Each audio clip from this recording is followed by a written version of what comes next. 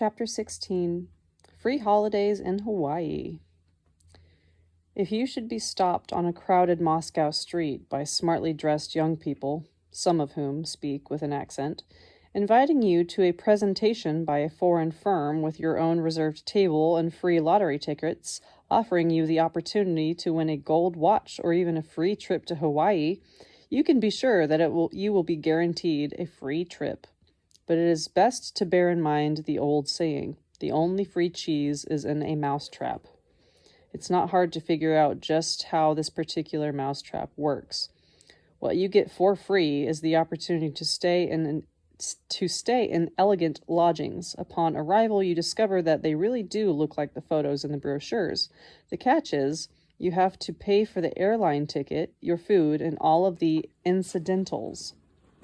A few days into your stay, you realize that this free vacation is ending up costing you quite a bit more than the full price of a stay at some other comparable resort.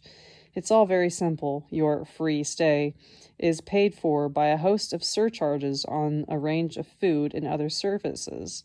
These surcharges cover, by the way, the agents standing on the street corners and the so-called free presentation, the color brochures they hand you, not to mention the company's profit. Of course, for those with lots of money to spare, it doesn't make too much difference. The only bad thing you might feel is the unpleasant sensation of being made a fool of. It is quite a different matter when an average Russian wage earner of modest means, one who has spent a whole year saving for such a trip, takes the bait and, instead of going to see his mother or for a holiday at a Russian resort, hands over his hard-earned savings to these foreign smartasses, and like a fool spends 2 weeks in lodgings designed for fools like him. Gentlemen from abroad, where did this attitude of disrespect for us Russians come from? As I was looking at the sales kiosks on our streets filled with imported goods, even imported bottled water, I remembered how it had been the same way on my ships. But back then, I never really thought about what was behind it.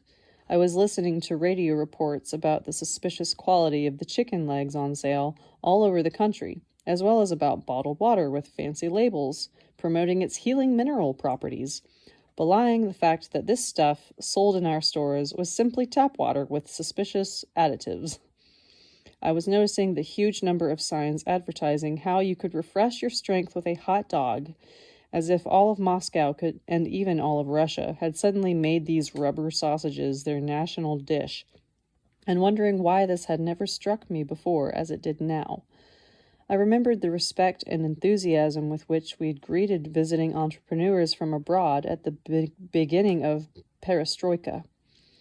I remembered how I'd organized business cruises down the River Ob for them on my ship, and how Siberian entrepreneurs tried as hard as they could to provide them with the highest quality service.